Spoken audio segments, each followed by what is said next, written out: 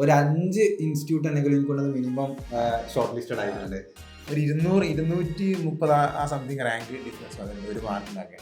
Campus ആയിരിക്കും ഇന്ത്യയിൽ തന്നെ ഏറ്റവും അടിപൊളി ക്യാമ്പസ് ആവുന്നു. നമ്മൾ നെഗറ്റീവ് നമ്മൾ പ്രതീക്ഷിക്കാത്തത്ര പ്രശ്നം വരും. കാരണം വെച്ചാൽ ഞാൻ എഴുതുമ്പോൾ എനിക്ക് വിചാരിച്ചൊന്നുമില്ല നെഗറ്റീവ്. സാർ ഇടക്കിടക്ക് പറയുന്നുണ്ട് നെഗറ്റീവ് വന്ന വിഷയമാണ്. HCU കിട്ടിയിട്ടുണ്ടായിരുന്നു, പിന്നെ ഡൽഹി യൂണിവേഴ്സിറ്റി, പിന്നെ BHU, പിന്നെ ജാമ്യ മില്ലിയൻ എക്സാം കിട്ടിയിട്ടുണ്ടായിരുന്നു, പിന്നെ കുസാറ്റ്, IIT ധൻബാദിലും പിന്നെ IIT ഭുവനേശ്വറിലും ഷോർട്ട് ലിസ്റ്റ് ആയിട്ടുണ്ടായിരുന്നു. പിന്നെ NIT ജയ്പൂരിലും കിട്ടിയിട്ടുണ്ട്. ട്രിസിൻ്റെ മെയിൻ സ്ട്രാറ്റജി അത് തന്നെയാണ്.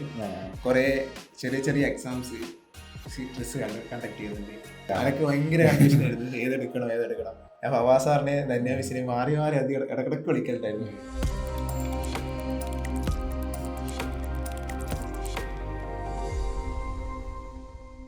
സോ ഇന്ന് എൻ്റെ കൂടെ ഉള്ളത് അനുരാഗാണ്. അനുരാഗ് നമ്മുടെ കഴിഞ്ഞ വർഷത്തെ ജാമിൻ്റെയും CUTയുടെ ഒക്കെ ബാച്ചിലുള്ള ഒരാളാണ്.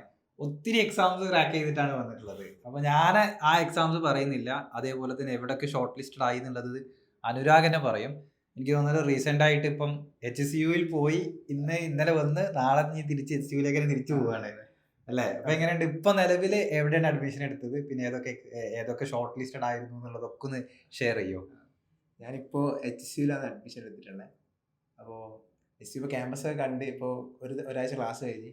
ക്യാമ്പസ് എനിക്ക് തോന്നുന്നു ഇന്ത്യയിൽ തന്നെ ഏറ്റവും അടിപൊളി ക്യാമ്പസ് ആവുന്നു. അത്രയും ഇന്ത്യയിൽ ഒരു പ്രീമിയം ഇൻസ്റ്റിറ്റ്യൂട്ട് ആണ് ഹൈദരാബാദ്. അതെ, വലിയ കണ്ടു തീർക്കാൻ തന്നെ ഭയങ്കര സമയം എടുക്കും. പിന്നെ കിട്ടിയിട്ടുള്ളത് HCU കിട്ടിയിട്ടുണ്ടായിരുന്നു, പിന്നെ ഡൽഹി യൂണിവേഴ്സിറ്റി, പിന്നെ BHU, പിന്നെ ജാമ്യ മില്ലിയൻ എക്സാം കിട്ടിയിട്ടുണ്ടായിരുന്നു, പിന്നെ കുസാറ്റ്, IIT ധൻബാദിലും പിന്നെ IIT ഭുവനേശ്വറിലും ഷോർട്ട് ലിസ്റ്റ് ആയിട്ടുണ്ടായിരുന്നു, പിന്നെ NIT ജയ്പൂരിലും കിട്ടിയിട്ടുണ്ട്. കുറേ അധികം ഷോർട്ട് ലിസ്റ്റഡ് ആയിട്ടുള്ള ഒരാളായിരുന്നു, എന്നിട്ട് കൺഫ്യൂഷൻ ആയ ഒരാൾ. അതൊക്കെ ഭയങ്കര കൺഫ്യൂഷൻ ആയിരുന്നു, ഏതെടുക്കണം. ഞാൻ ഫവാസ് സാറിനെ ധന്യ മിസ്സിനെ മാറി അധികം ഇടക്കിടക്ക് വിളിക്കലുണ്ടായിരുന്നു, ഏത് ഡിസിഷൻ എടുക്കണോ, ഏതെങ്കിലും എടുത്തിട്ട് പിന്നെ നമ്മള് റിഗ്രറ്റ് ചെയ്തിട്ട് കാര്യമില്ലല്ലോ. അപ്പോൾ ഫൈനലി HCU ചൂസ് ചെയ്തു. എങ്ങനെയാണ് ചോയ്സ്? നിനക്ക് എങ്ങനെ തോന്നുന്നു പോയി കണ്ടിട്ട്? എടുത്ത ചോയ്സ് എങ്ങനെയുണ്ട്? തീരുമാനം ഒരിക്കലും തെറ്റായിട്ട് തോന്നിയില്ല. കാരണം വെച്ചാൽ അതൊക്കെ ഫിസിക്സിന്റെ ഇന്ത്യയിൽ തന്നെ ഏറ്റവും അടിപൊളി ഡിപ്പാർട്ട്മെന്റ് ആണ്. കാരണം വെച്ചാൽ ഒരുപാട് റിസർച്ച് നടക്കുന്നുണ്ട് അവിടെ. ഡിപ്പാർട്ട്മെന്റും അതുപോലെ തന്നെ ക്ലാസ്സും എല്ലാം അത്ര അടിപൊളിയാണ്. ഓക്കെ.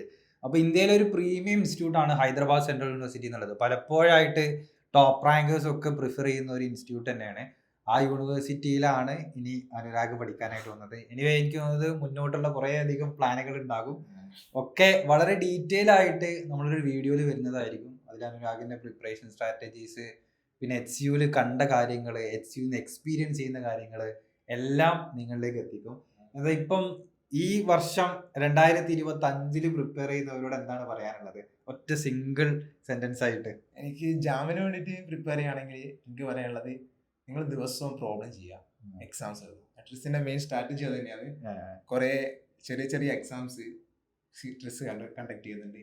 അത് ഒരാഴ്ചയിൽ തന്നെ. പിന്നെ അതുപോലെ തന്നെ ഡെയിലി DPP അതൊരു ഭയങ്കര ഉപകാരപ്പെട്ടിട്ടുണ്ട്. കാരണം വെച്ചാൽ നമ്മള് ചില സമയത്ത് നമ്മൾ വിട്ടുപോകും, പ്രോബ്ലം ചെയ്യുന്നില്ല. അപ്പൊ DPP കാണുമ്പോൾ തന്നെ നമ്മൾ ഓർമ്മ ഉണ്ടാവും പ്രോബ്ലം ചെയ്യണല്ലോ. അങ്ങനെ മാക്സിമം പ്രാക്ടീസ് ചെയ്യുക, അതന്നെ എക്സാം. ഇനി ലാസ്റ്റ് ഒന്നൊരു റിയലൈസേഷനോട് ഒന്ന് ഷെയർ ചെയ്യോ? ഇപ്പൊ എന്നോട് ഷെയർ ചെയ്തില്ലായിരുന്നോ ഒരു മാർക്ക് മാറിയതിന് വലിയൊരു റാങ്ക് ഡിഫറൻസ്? അതെ, നമ്മൾ നെഗറ്റീവ് നമ്മൾ പ്രതീക്ഷിക്കാത്തത്ര പ്രശ്നം വരും. കാരണം വെച്ചാൽ ഞാൻ എഴുതുമ്പോൾ എനിക്ക് വിചാരിച്ചൊന്നുമില്ല നെഗറ്റീവ്. സാർ ഇടക്കിടക്ക് പറയുന്നുണ്ട് നെഗറ്റീവ് വന്ന വിഷയമാണ്. പക്ഷെ ഞാനും എൻ്റെ ഫ്രണ്ടിനൊക്കെ ഒരു മാർക്ക് മാറിയപ്പോൾ ഉണ്ടായ റാങ്ക് ഡിഫറൻസ് ഒക്കെയാണ് നമുക്ക് മനസ്സിലായത്. എത്ര റാങ്ക് മാറി? ഒരു 200-230 ആ സംതിങ് റാങ്ക് ഡിഫറൻസ് വന്നിട്ടുണ്ട് ഒരു മാർക്കിനൊക്കെ. അത് അഡ്മിഷനെ തന്നെ ഭയങ്കരമായിട്ട് ബാധിക്കുകയും ചെയ്യും. എനിക്ക് ആ ഒരു പോയിന്റ് ആണ് ഇപ്പം പുതിയതായിട്ട് എഴുതാൻ പോകുന്ന ആളുകൾ വലിയ രീതിയിൽ ഹൈലൈറ്റ് ചെയ്യേണ്ടത്. എന്ന് വെച്ചാൽ enough number of mock test, enough number of problems, maximum problems ചെയ്യാം. അത് തന്നെയാണ്. നമ്മളിപ്പോൾ കുറേ എല്ലാം പഠിച്ച് എക്സാം എഴുതാന്നുള്ളതല്ല, മാക്സിമം പ്രാക്ടീസ് ചെയ്യുക. കുറേ ക്വസ്റ്റ്യൻസ് കാണുക, ക്വസ്റ്റ്യൻസ് കണ്ടിരുന്നാൽ മതി. കുറേയൊക്കെ നമ്മൾ അവിടെ എത്തിയിട്ട് ഇത് കണ്ടിട്ടുണ്ടെങ്കിൽ നമുക്ക് എങ്ങനെയാണ് ചെയ്യാൻ പറ്റുക ആ ഒരു മോഡലൊക്കെ. അതായത് പഠിച്ചു കഴിഞ്ഞാൽ നിങ്ങൾക്ക് എന്തായാലും പല എക്സാംസിനായിട്ടും പല കാര്യത്തിലും വെർത്താവും എന്നുള്ളതിൻ്റെ ഒരു ഉത്തമ ഉദാഹരണമാണ് അനുരാഗ്. കാരണം നല്ല രീതിയിൽ പഠിച്ച് പല എക്സാംസ് ക്വാളിഫൈഡ് ആയിട്ട് ഒരു 5 ഇൻസ്റ്റിറ്റ്യൂട്ട് എന്തെങ്കിലും എനിക്കുള്ളത് മിനിമം ഷോർട്ട് ലിസ്റ്റഡ് ആയിട്ടുണ്ട്. അപ്പോൾ അത്രയും ഇൻസ്റ്റിറ്റ്യൂട്ടിലേക്ക് നിങ്ങൾക്ക് എത്താനായിട്ട് പറ്റും. എനിവേ കൂടുതൽ ഡീറ്റെയിൽസ് ആയിട്ട് നമുക്ക് എന്തായാലും വളരെ ഒരു എലാബറേറ്റഡ് വീഡിയോ സീരീസ് തന്നെ വരുന്നുണ്ട്. അപ്പൊ അതിൽ അനുരാഗിന്റെ കാര്യങ്ങളൊക്കെ ചോദിച്ച് മനസ്സിലാക്കാം. Anyway all the best for your future.